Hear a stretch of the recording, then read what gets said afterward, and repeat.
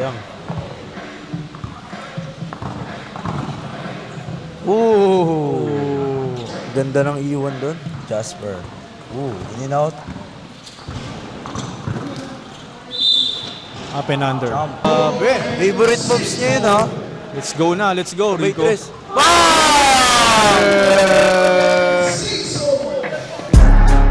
Nag-shooting po ako, 150 made shots. Tapos, nag-training po ako sa school, thrice a week po. Tulog po na maaga, tapos kumain po ako ng saging ngayon para po iiwas tayo cramps. Tapos, dasal po. Ang ginawa ko pong paghahanda para sa araw na to is maaga ako natulog. Araw-araw po akong nalalaro sa court. Salaksak, shooting, and po yung mga hinata ko. Kung di man po ako magiging player ng PBA tsaka coach, host na lang ako.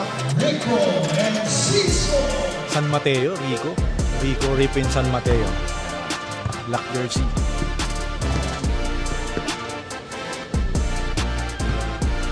Tingin ko ito na yung magiging future ko. Pag-host. Jasper Herrera. Ripin. Marikina City. Right. Nalilito ako eh. Rico Blanco.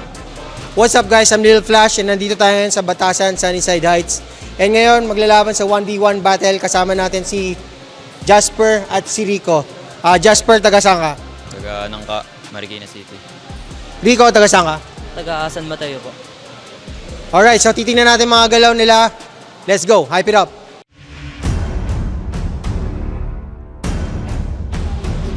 Jasper versus Rico. Mga maganda yung laban na to, ha. Pareha sila ng buhok. Ito match to. Match to eh. Pero parehas ng haircut. Tatlo eh.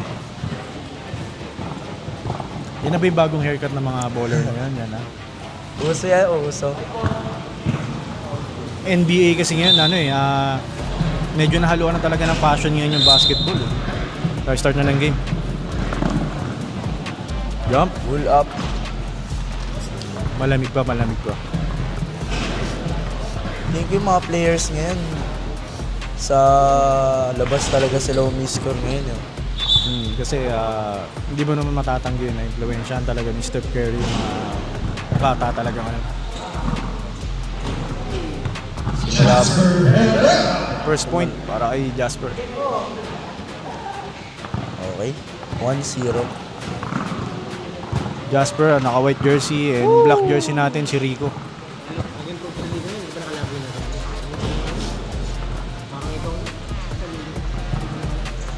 So ito raw itong mga bata na to, nakakalaro na raw ni Coach Dale Flash to eh.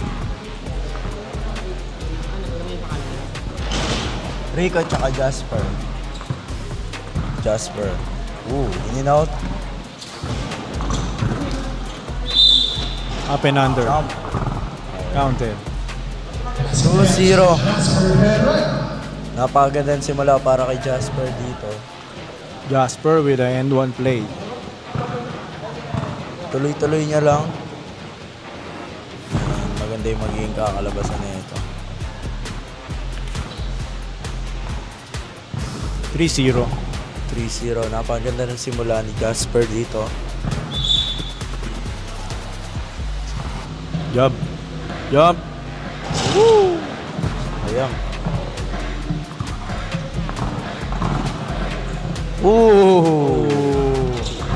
3-1. Ganda ng iwan doon. Okay na. May pit dito yung depensa ni Jasper. At tingin ko kailangan niyang daanin to sa labas kasi hindi siya masyado binabantayan ni Jasper. Oo, talaga. Napitan niya kaagad, no? I-deny niya na agad. Kasi may shooting din to eh. Okay. Yun, pumasok din. Kaya na tinatry niya eh. Na-block lang siya eh. Tinatry niya yung move na yun eh. Nag-step Na-block up lang. dito. Grabe! Grabe, ilan yun? 4 na sunod-sunod. Dapat napitan niya kaagad eh. Whoa! 8-3! Grabe, walang supply. 7-3. 8-3. Oh! Grabe! Favorite moves niya yun, ha? Let's go na, let's go, Sabay Rico. tres. Bang! Tawag tayong bumbero. Grabe. Ang init. Oh! Grabe. Grabe. 12-3, 12-3. Walang sablay. Ala ko. Supply. Ala ko, hanggang 15 na eh. Grabe. Clear the ball, clear the Grabe. ball. Pag hindi na clear yung bola kasi, no count yun pag in-drive nila. Kailangan clear Simula nila sa 0 3-point line. hanggang 12. Sunod-sunod. Isa mas mabilis, isa mas size, no? Ang init, grabe. Simula 0 hanggang 12. Magka-height naman sila eh. Siguro ang advantage lang nito ni Rico, yung style ng game niya medyo mas matured ng konti dito kay Jasper. Count. And one yun. So, kinakain ni Jasper dito sa ilalim. And, hindi niya nagiging advantage niya dito. Sayang. Tingnan natin kung anong gagawin dito ni Rico. Nice D. Nice D. Ngayon, medyo nababasa na ni Jasper yung galaw dito ni Nasa Rico. rhythm Okay. na siya. Ayan na. Iwan. Let's go. Jasper. Humahabol dito si Jasper. Kailangan niya lang tuloy-tuloy to para makahabol pa siya. Uy! KitKat! Nakuha niya na yung weakness sa kalaban niya. Umilalim na. Kasi kanina ito ang jump shot. Okay. Ito kailangan gamitin na ni Jasper yung size niya rito. Mas malaki siya ng konti dito eh. Kay Rico.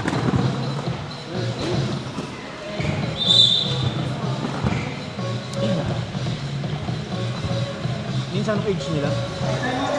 Nins, bro, anong age nila? 15 to 18. Pero parang 17 yung dalawa. So ito yung hype basketball 15 to 18 1v1 division. So si Rico yung naka-black na jersey na hype basketball. Inuulit-ulit lang ni Jasper dito yung galaw niya. Yung moves na ginagawa niya. Bangga din. Yan, up and up. Up and under.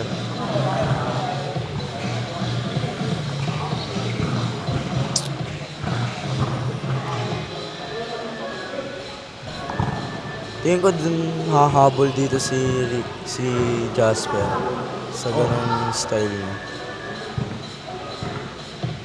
Dun mas advantage siya kay Mas advantage yung yung height niya. So time out.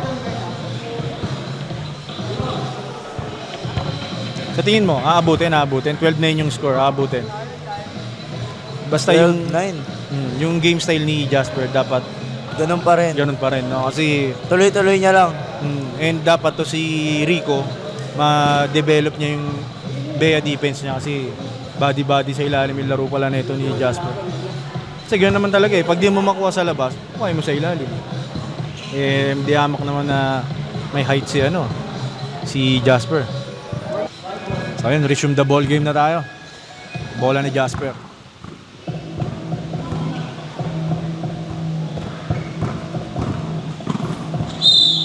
Foul. Foul dito. Out of shooting. Wala. Penalty. 5 ang penalty. 5. Nins, ilan foul ba? Penalty 5 fouls. 5 fouls. So yung rule ng game, 5 fouls, penalty. Then may free throw ka pagka sumut, same ball. Pag sumablay, bola ng kalaban. Need talaga i-shoot ni Jasper dito yung mga lahat ng free throw niya. Para hindi na siya mahirapan. Mabilis Mga yun, ah. points. Okay, 12-11. Nakakahabol na dito. Nagkaroon ng adjustment 4-3. dito si Jasper. Oh, good. Para makahabol kay Rico.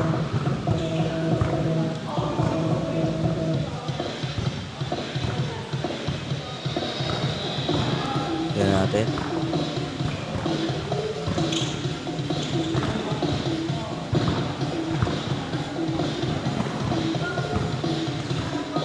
Napansin ko dito kay Rico, parang more on left siya dumadrive eh, no? Di ba? Then, ipapasok niya sa ilalim yung kanan niyang kamay. Kasi medyo mahina si Rico pag ano eh, pag sa kanan mo siya pinadaan. So dapat gawin dito ni Jasper, padaanin niya sa kanan. Doon niya ibigay yung ano, drive spot Favorite niya. No? ni Rico yung ano, sa kaliwa, tapos lilayap, kanan kamay gagamitin. Ilulusutan. 13-11. 13-11 ang score natin.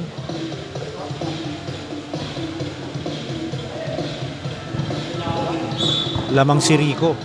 Dalawa. 1-15 yung game. So last two na lang si Rico.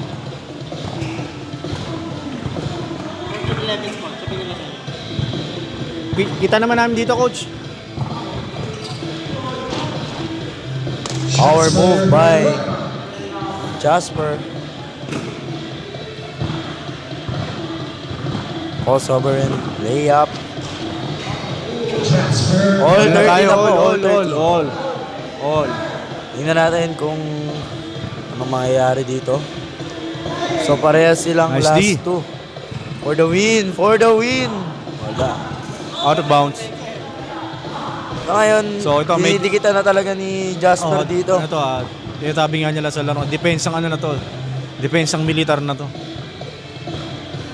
Pensang militar na. Wala nang bigayan. Bump. Okay. Power move. Dinadaanan lang ni Jasper dito. All tayo, sa Kalye, all, dulo. no? All ang score natin, no? All 13. All 13.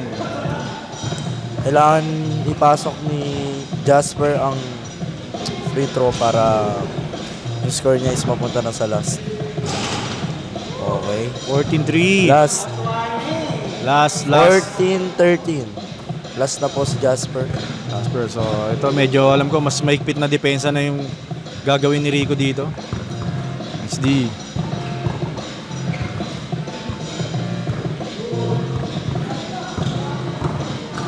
Okay.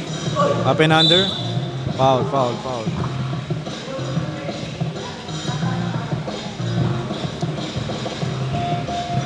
Ang tatalunin sa free throw, ah.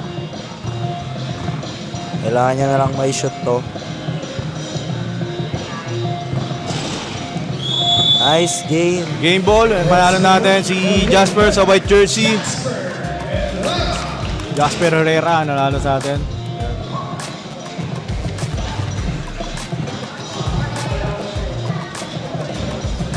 Kalya, ano masasabi mo rin sa game? Medyo kinapos lang si Rico. Pero kung natuloy-tuloy niya yung kumpiyansa niya, tsaka yung sinimulan niya. Ako, ang comment ko lang din sa game siguro, naggamitan ng height ni ano eh. So, si Jasper nga pala, Los Angeles Lakers. So, ayun, winner natin sa game na to, si Jasper, representing Marikina.